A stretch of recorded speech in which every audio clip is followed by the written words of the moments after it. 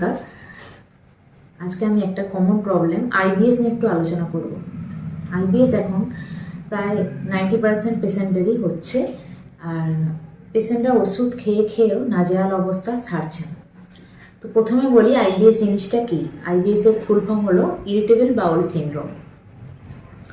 IBS একটা common গাট problem, যেখানে আমাদের ইন্টেস্টাইনটা খুব সেন্সিটিভ হয়ে যায়।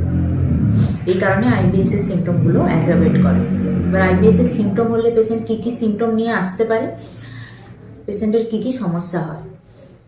প্রথম সমস্যা হচ্ছে পেশেন্টের স্টোমাক পেন বা ক্র্যাম্পিং হয়, পেট ব্যথা হয়, পেট ফুলে থাকে, পেট ফেঁপে থাকে, গ্যাস, অম্বল, বুক জ্বালা এগুলো লেগে থাকে।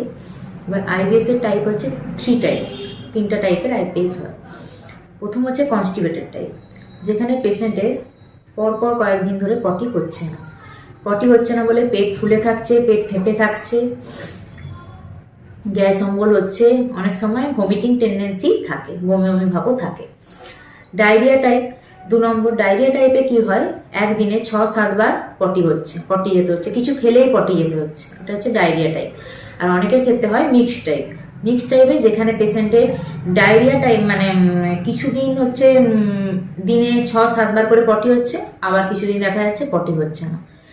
স্টোমাক পেন, ক্র্যাম্পিং, বুক জ্বালা, গ্যাস, অ্যাসিড এগুলো লেগেই থাকে। এটা হচ্ছে আইবিএস এর সিমটম। এবার আইবিএস এর কজটা কি, কারণটা আমাদের জানতে হবে, কি কি কারণে হয়। স্পেশাল কারণ হচ্ছে স্ট্রেস, অ্যাংজাইটি ডিসঅর্ডার, টেনশন। এটা মূলত এই কারণে আইবিএস হয়। আইবিএস এর সিমটমগুলো অ্যাগ্রাভেটেড করে, কারণ আমাদের যত stress level, anxiety level, tension level বাড়বে, তত গাট আর ব্রেনের মধ্যে যে অ্যাক্সেসটা থাকে সেটাকে ডিস্টার্ব করে। এই জন্য আমাদের আইবিএস এর সিমটমগুলো অ্যাগ্রাভেট করে। 2 নম্বর হচ্ছে আমাদের ইরেগুলার ডায়েট মেনটেন। কোনো সময় আমাদের টাইমের ঠিক থাকে না, কোন সময় আমরা খাচ্ছি, কোন সময় আমরা খাচ্ছি না, এই টাইমিংস মেনটেন আমরা করি না। তারপরে স্পাইসি ফুড, স্ট্রিট ফুড বেশি খাওয়ার জন্য হতে পারে। মিল্ক ইনটলারেন্স, কফি, টি এগুলো থেকেও হতে পারে। যাদের হয়তো দুধ সহ্য হচ্ছে না, সেই দুধ খাওয়া বারণ হবে, দুধ খাওয়া যাবে না। বা ডেলি মানে চা বেশি পরিমাণে খাওয়া হচ্ছে, দুধ চা এগুলো থেকেও হতে পারে। কোল্ড ড্রিঙ্কস, কোনো প্রিজারভেটিভ জিনিস এগুলো বেশি খেলে আইবিএস এর সিমটম দেখা যায়। এবার তাহলে আসি আইবিএসটা আমরা কমাবো কি করে। মেডিসিন নিতেই হবে, কিন্তু মেডিসিনের সঙ্গে আমাদের লাইফস্টাইল ম্যানেজমেন্ট, খাবারের হ্যাবিট চেঞ্জ করতে হবে। লাইফস্টাইল ম্যানেজমেন্ট আমরা কিভাবে চেঞ্জ করব। প্রথমে আসি স্ট্রেস, অ্যাংজাইটি ডিসঅর্ডার, টেনশন। এইগুলো যত আমরা কমাবো তত আমাদের আইবিএস এর সিমটমগুলো দেখবেন কমতে থাকছে। স্ট্রেস,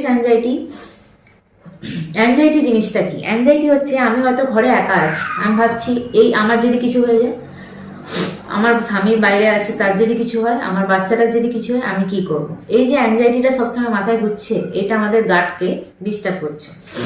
তো আপনাকে আগে ভাবতে হবে যে অ্যাংজাইটি করে আমার কোনো লাভ নেই, কোনো উপকার হবে না, উল্টে আমরা অপকারী হবে, কারণ অ্যাংজাইটি আমাদের গাটকে ডিস্টার্ব করছে।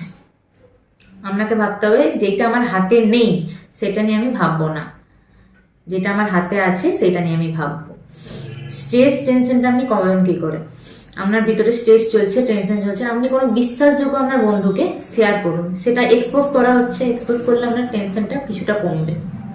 যদি না পারেন সেটা করতে, তাহলে আপনি ডায়েরিতে লিখুন, খাতায় লিখুন, সেটাও এক্সপোজ করা হচ্ছে, এক্সপোজ করলে আপনার টেনশনটা কমবে। এই পেশেন্টের ক্ষেত্রে একদমই স্ট্রেস, অ্যাংজাইটি মানে নেওয়া যাবে না, তাহলে আইবিএস এর সিমটম অ্যাগ্রাভেট করবে। আর খাবারের দিকে আসি।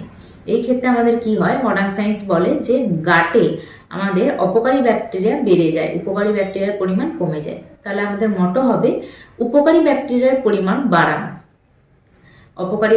অপকারী ব্যাকটেরিয়া যাতে না বাড়ে সেটার দিকে নজর দেওয়া। তাহলে উপকারী ব্যাকটেরিয়াটা কি করে আমরা বাড়াবো। আমরা প্রিজারভেটিভ কোনো জিনিস খাবো না। প্রিজারভেটিভ বলতে chips, Kurkure, less, cold drinks, pizza, যে কোনো কেমিক্যাল কম্পাউন্ড এগুলো অ্যাভয়েড করুন আপনি 6 মাস পর পর। এগুলো বাইরের খাবার খাবেন না। হ্যাঁ, ঘরের যে কোনো কিছু খান, মাছ, মাংস, ডিম, ডাল, যা খেতে ইচ্ছা হয় ঘরের জিনিস খান। প্রিজারভেটিভ থেকে নিজেকে দূরে সরিয়ে রাখুন। আর কি খাবেন না, স্পাইসি ফুড অ্যাভয়েড করুন, যেটা আপনার সহ্য হচ্ছে না সেটা আপনি অ্যাভয়েড করুন, স্পাইসি ফুড খাবেন না। দুধ বা দুগ্ধ জাতীয় জিনিস আইবিএস এর ক্ষেত্রে এটা অ্যাগ্রাভেট করে, সুতরাং দুগ্ধ জাতীয় জিনিস থেকে একটু নিজেকে সরিয়ে রাখুন,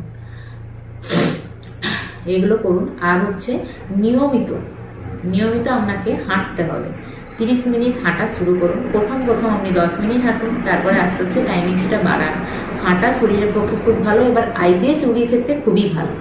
হাঁটা, এক্সারসাইজ আর pranayama. Deep breathing exercise. Deep breathing এক্সারসাইজটা কেমন হবে? আপনি 4 সেকেন্ড গুনুন, নিঃশ্বাসটা ধরে রাখুন, আবার 4 গুনতে গুনতে ছাড়ুন। এটা ডিপ ব্রিদিং এক্সারসাইজ। এই ডিপ ব্রিদিং এক্সারসাইজটা আপনি 10 বার করে সারাদিনে 3 বার করুন। এগুলো অনেকটাই আপনার শরীরকে হেলদি করবে, আইবিএস এর সিমটমও কমাবে। আশা করি বুঝাতে পারলাম। যদি উপকার হয় সেই জন্য এই ভিডিওটা করা। আপনারা সবাই সুস্থ থাকুন, ভালো থাকুন। নমস্কার।